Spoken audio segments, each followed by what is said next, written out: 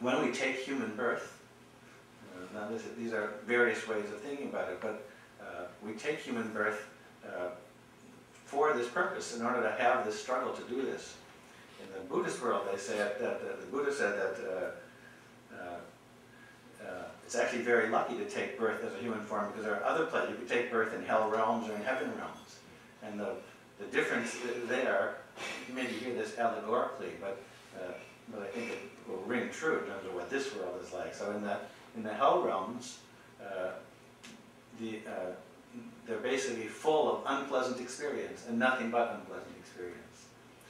And it's almost impossible to make any progress. It's just too bleak. And in the heaven realms, it's just all pleasant experience. And you also can't make any progress, because there's nothing, who would do anything? You just sit around, it's all fine. And so this world that we're born in has just the right mix of pleasant things happening and unpleasant things happening. That gives us the possibility of waking up, of seeing clearly, of getting wise. So we're lucky to be born here.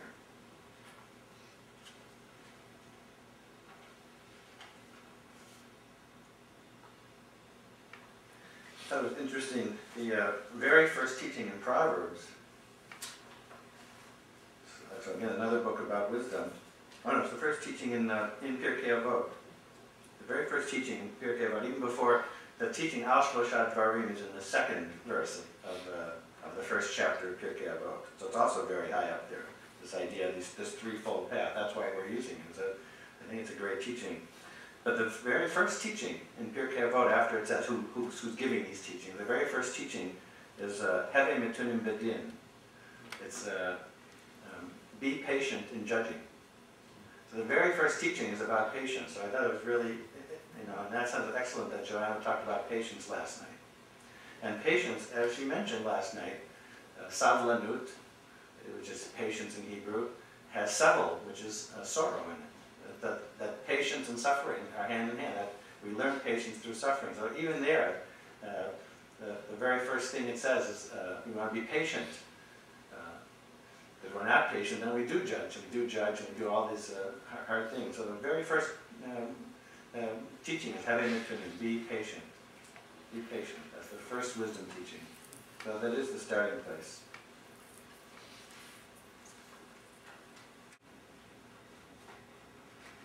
So a few more teachings from Pirkei Avot and Proverbs about wisdom.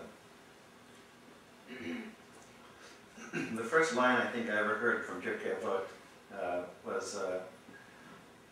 is the teaching I'm about to share. I was working I was in social work graduate school. I was not, at that point, I was interested in Judaism, but I had never really studied formally, and had never studied, certainly I hadn't studied Pirkei Avot. And in my first field placement, I worked in a nursing home, and one of the first men I talked to there was fairly out of it.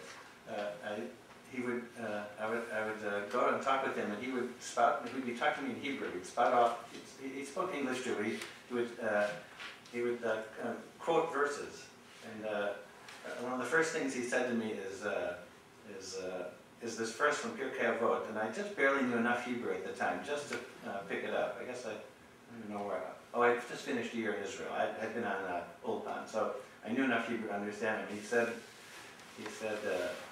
Ezehu Chacham Halamed Mikol Adam.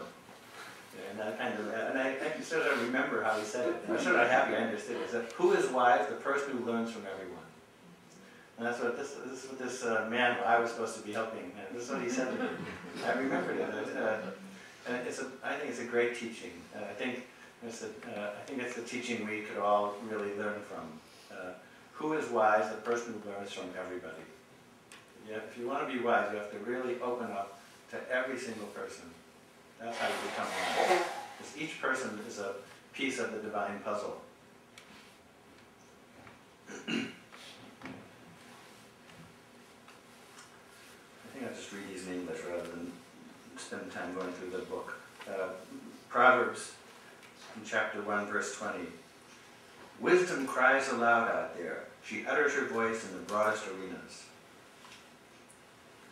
And you get very much the sense from that wisdom is out there in the streets. She's just calling out all the time. She, and it's a she in Proverbs. Wisdom is a she. even though Chachma in Jewish mysticism is on the male side of the tree, but in Proverbs it's always referred to as she, and in most traditions wisdom is the she factor, not the he factor.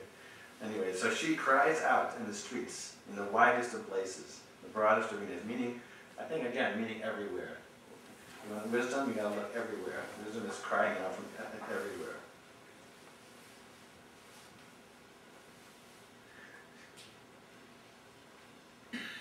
And then I thought this was just interesting because of the practices we're doing. It talks about people who aren't wise. It says, how long, O you thoughtless, will you have thoughtlessness? It criticizes the thoughtlessness. That's the opposite of mindfulness. You know? So the opposite of wisdom is thoughtlessness. Thoughtlessness. It's right from Proverbs. I mean, I guess we sort of all know that. Chapter 3, verse 6 in Proverbs. Wherever you go, know God. 3:13. Happy is the one who finds wisdom. That the path to happiness is wisdom.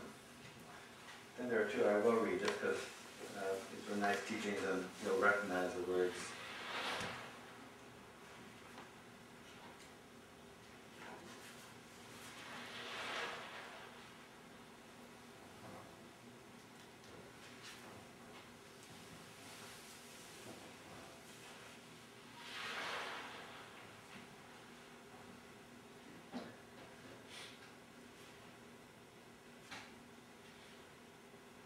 So she's more precious than rubies. You can hear the ones I want to read. More precious than rubies. And this is talking about wisdom.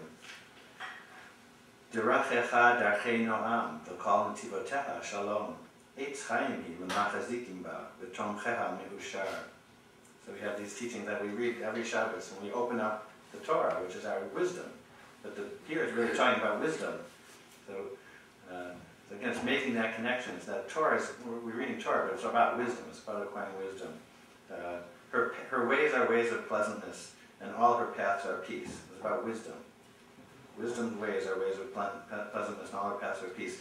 Wisdom, she is a tree of life to them that lay hold upon her. And happy is everyone that holds fast to wisdom. About wisdom.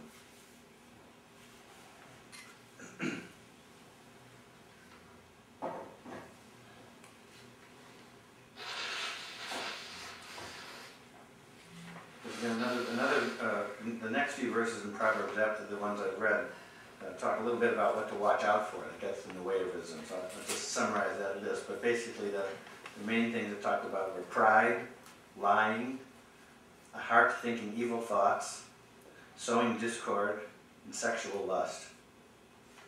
So for my list I should have had food in there too. But,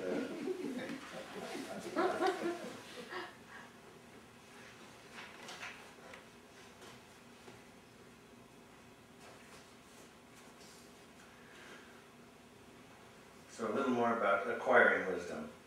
So one of the paths, the basic path that I want to get back to is about our lives, about opening up to everything in our lives. But we also have a path about study.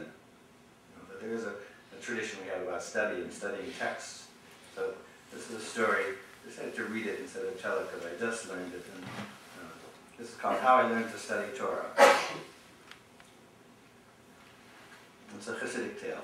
In Eastern Europe, there was a couple whose 10-year-old son did not want to study the Torah. This was a terrible problem. We know about people who don't want to study. That's one of the things that Joanna was talking about. So this will resonate a little bit. So to be sure, learning the Torah takes long hours of concentrated study. Admittedly, what their little boy wanted was to be out running in the fields, roaming the woods, and discovering the ways of animals. But everyone knows that Torah is the key to happiness. Not only that, all the other little boys were studying Torah, so why shouldn't their son? The unhappy parents went to the rabbi. Obediently, they took his advice, but the little boy still refused to study the law. In fact, where he'd once been merely bored, he now became defiant. They sound familiar?